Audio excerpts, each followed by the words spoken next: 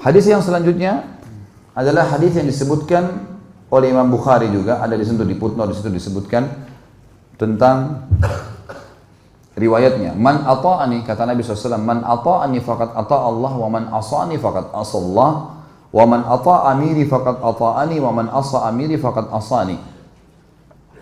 Barang siapa yang taat kepadaku berarti ia taat kepada Allah, dan barang siapa yang durhaka kepadaku maka dia telah durhaka kepada Allah. Artinya semuanya harus diikuti karena ini perintah sang pencipta Allah. Dan barang siapa yang taat kepada pemimpin pilihanku, misal Nabi SAW lagi safar keluar kota, kemudian beliau menitipkan Madinah kepada salah seorang sahabatnya, atau beliau mengirim pasukan, ditunjuk salah satu jadi pemimpin perang, maka harus dipatuhi. Siapa yang patuh pada pemimpin yang aku tunjuk, dia telah patuh kepada aku. Siapa yang maksiat, durhaka pada pemimpin yang aku tunjuk, maka dia telah maksiat kepada aku. Saya kasih contoh. Seorang sahabat Nabi bernama Amr bin As radhiyallahu anhu. Tahu ya? Orang ini dulu musuh Islam. Setelah dia masuk Islam 3 bulan, Nabi SAW membentuk pasukan untuk menyerang salah satu suku Arab yang memang dasarnya mau menyerang Madinah. Suku ini suku besar. Amr bin As baru masuk Islam 3 bulan, oleh Nabi SAW menjadikan pemimpin perang. Itu menjadi pimpinan perang, komando perang. Dan di dalam pasukan itu ada Abu Bakar, ada Umar, ada Uthman, ada Ali, ada Talha, ada Zubair, ada sahabat-sahabat yang mulia nih. Tapi Nabi SAW tunjuk Amr bin As. Harus dia jadi pemimpin. Dan pimpinan perang teman-teman kalau sudah ditunjuk, nggak boleh dimaksiati. Dia bilang berhenti-berhenti, makan-makan, pulang-pulang, perang-perang. Harus dipatuhi. Ini sabda Nabi SAW, siapa yang mentaati pimpinan yang aku tunjuk, dia taat padaku. Siapa yang maksiat, maka dia maksiat kepadaku. Teman-teman sekarang waktu itu pasukan dikirim, tempatnya jauh, musim dingin. Zaman dulu orang kalau musim dingin hangatin diri, dan teman-teman kalau tahu, saya subhanallah waktu hadapin musim dingin di Madinah karena 7 tahun di sana. Kalau musim dingin dan kita pergi ke daerah padang pasir, teman-teman, luar biasa, menusuk ke tulang. Dingin sekali. Sampai di kampus saja, di kampus sudah masuk kota Madinah, banyak bangunannya. Itu kalau kami mau tidur, biasanya saya dulu pengalaman gitu sama teman-teman, selimutnya didudukin dulu. Angatin dulu. Kalau enggak kayak ditusuk-tusuk sama pisau, panas. Dingin sekali.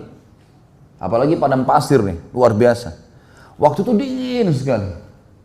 Apa instruksinya Amr bin As? Jangan ada yang nyalakan api. Nggak boleh ada yang nyalakan api. Umar bin Khattab tahu, ini Amr bin As ini. Kalau bahasa kita anak kerucu nih. Baru masuk Islam 3 bulan mau ngatur-ngatur gimana nih? Dan dulu musuh Islam ini. Amr bin As ini perlu antum tahu ya radhiyallahu anhu. Beliau yang diutus oleh Quraisy ke negeri Habasyah untuk menjemput Ja'far bin Abi Thalib dengan teman-temannya. Kembali ke Mekah baru untuk disiksa. Tapi dia masuk Islam di tangannya Najasyi. Kaget dia, kok Najasyi raja itu bisa masuk Islam? Akhirnya dia belajar, dia masuk Islam gara-gara itu. Kata Umar, hai Amr, dingin. Kau larang bakar api, gimana ceritanya nih? Kata dia, instruksi kok nggak boleh bakar api. Coba bayangin, Umar bin Khattab ini 1 kali di box Amr ini bisa mati. Orangnya tinggi besar. Emosi Umar, tapi ditinggal.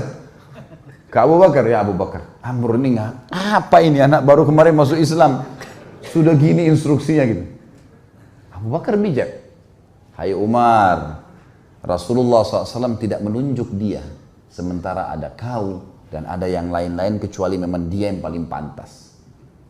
Ikuti dia, berarti mengikuti Rasulullah SAW. Diam, sabar. Umar sabar.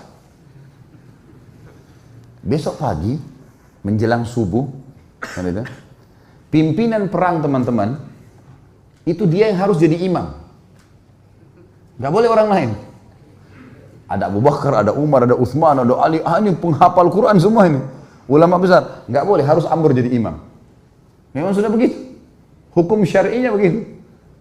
Subhanallah, Amr bin As mimpi junub. Iya, ini kisahnya begitu. Amr bin As mimpi junub. Waktu dia keluar, minta dia bawakan air oleh beberapa pasukannya, gitu kan? Umar tanya, kenapa Amr? Dia bilang, saya junub. Gitu kan? Kemudian waktu dia pegang air, dingin. Kata Amr, saya mau tayammum. Saya mau tayammum. Kata Umar, ada air, nggak bisa tayammum. Kata dia, saya mau tayammum. Ini masalah lain lagi nih. Tadi malam sudah buat orang kedinginan, sekarang ada air, mau tayammum. Ini orang baru masuk Islam, mu'allaf ini. Umar sudah jengkel nih. Abu Bakar lagi. Gimana nih Abu Bakar? Ingat. Ini utusan Rasulullah SAW. Jangan kau bantah. Baiklah. Jadi Amr bin As jadi imam mandi tayammum. Padahal ada air. Ini luar biasa. Ya. Sudah selesai sholat, kata Amr, saya takbir, serang. Takbir, serang. Memang ternyata pasukan ini, kelompok ini, ya, suku ini jumlahnya kalau mereka nyerang Madinah bisa mengalahin Madinah semuanya.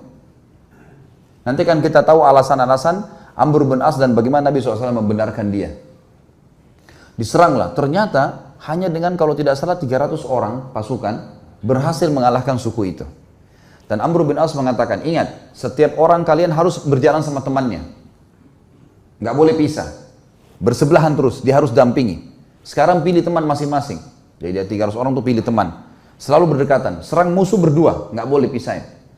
Jangan tinggalkan temannya kalau dia masih belum selesai duel atau berperang. Itu instruksinya, karena ini malam, gelap.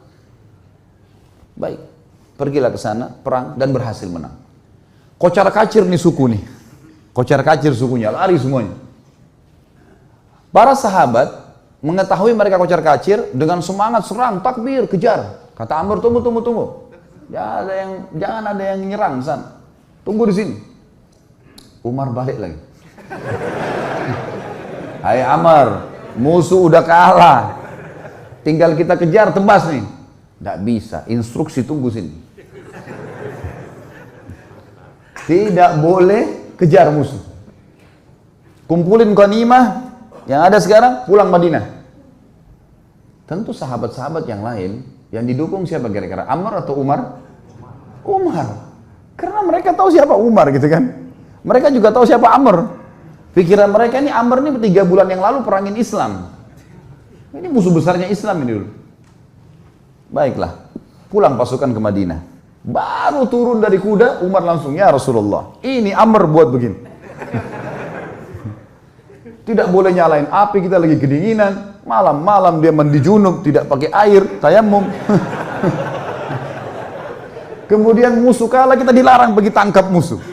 Padahal itu kan ghanimah. Musuh yang lari itu kalau ditangkap kan jadi hamba sahaya. Bisa diperjualbelikan. Lalu Nabi SAW tanya di depan mereka semua, hai Amr, keluhan sudah sampai kepadaku. Apa jawabanmu? Ya Rasulullah, pasukan suku yang kita serang ini adalah suku yang jumlahnya kalau semua berhasil menyerang Madinah keesokan harinya habis kita nih. Pasukan perang jumlahnya banyak. Kalau kita nyalain api, mereka tahu kita ada, habis 300 orang lawan sekian ribu, gimana caranya? Kata Nabi SAW, benar. Lihat, Nabi SAW tidak salah memilih pemimpin nih. Nabi bukan orang bodoh. Wahyu dari langit nih. Yang kedua, kenapa kau mandi junub dengan tayammum? Ya Rasulullah, airnya seperti es. Kalau saya mandi, saya bisa sakit, mati. Saya pemimpin. Kalau saya sakit, saya pimpin perang. Instruksi Anda, saya pemimpin. Nggak bisa, udara dingin di padang pasir. Maka saya tayammum. Kata Nabi SAW, kau benar. Umar yang tadinya marah, redam. Yang ketiga, kenapa kau biarin orang pergi, nggak ditangkapin? Ya Rasulullah, 300 orang. Lawan sekian ribu orang pasukan ini. Kalau kocar kacir pasukan saya, nyerang sana sini nangkap, kita akan dikalahkan pasti. Mereka bisa tahu jumlah kita, tapi kalau kita ngumpul, kelihatannya banyak. Dan target kan ngalahin mereka. Mereka sekarang sudah takut dan mereka gelap tidak tahu jumlah pasukan kita. Ngapain kita nyerang-nyerang sana? Toh ganimanya sudah ada. Target sudah tercapai. Mereka kalah, nggak usah buru-buru itu. Kata Nabi SAW, kau benar. Abu Bakar balik ke Umar. Nah, sudah tahu?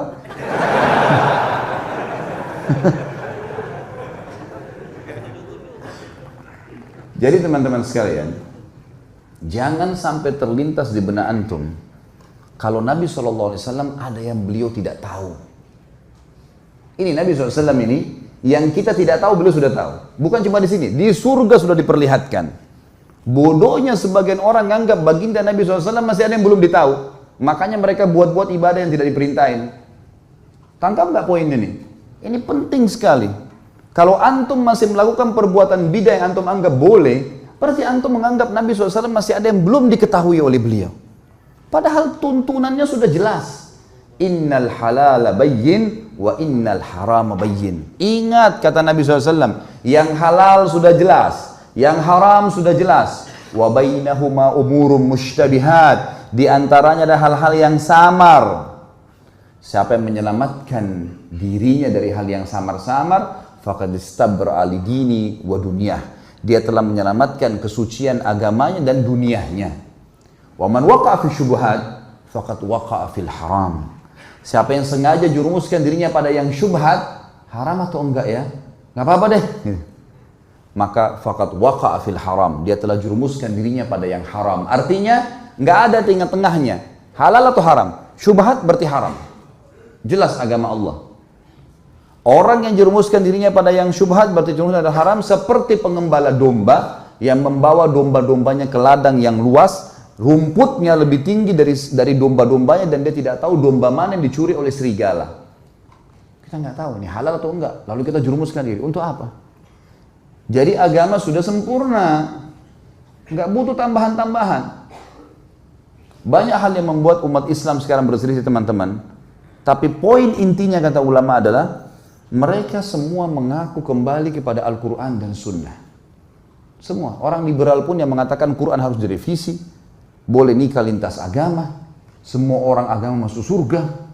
Banyak syubhat yang mereka lemparkan. Mereka juga mengaku, kami juga kembali kepada Al-Quran dan Sunnah.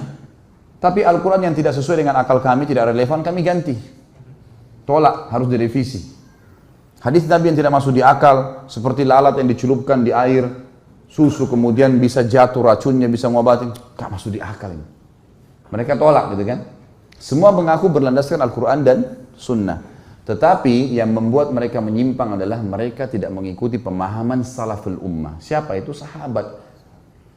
Mereka anggap ngikutin sahabat itu kuno.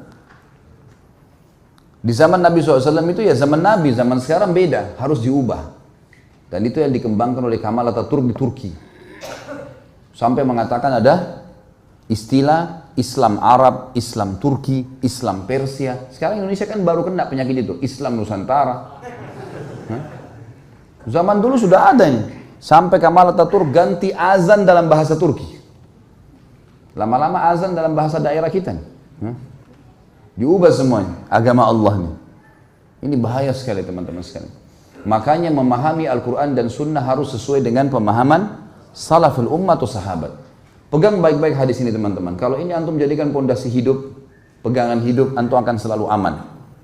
Ini jaminan, tiket dari Nabi SAW untuk siapapun yang bersyahadat sampai hari kiamat.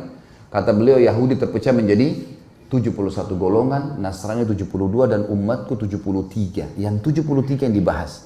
Semuanya lewat neraka dulu. Nanti masuk surga, tapi lewat neraka dulu. Dibersihin dulu dosa-dosanya. Kecuali satu. Semua kita bertanya siapa satu? Sahabat juga bertanya, Rasulullah siapa yang satu? Masuk surga langsung tanpa hisab deh. Kata Nabi SAW, makana ana alaihi wa ashabi. Yang mengikuti aku dan mengikuti sahabat-sahabatku. Inilah teman-teman yang dikumandangkan oleh teman-teman yang mendakwakan dakwah salafiyah dan dakwah sunnah di Indonesia. Yang selalu dikatakan aliran sesat, aliran keras, wahabilah segala macam. Padahal mengajak kepada perkataan para sahabat dalam memahami Al-Quran dan Sunnah. Karena nggak boleh sembarangan. Al-Quran turun pada zaman mereka. Nabi SAW sebutkan hadis zaman mereka.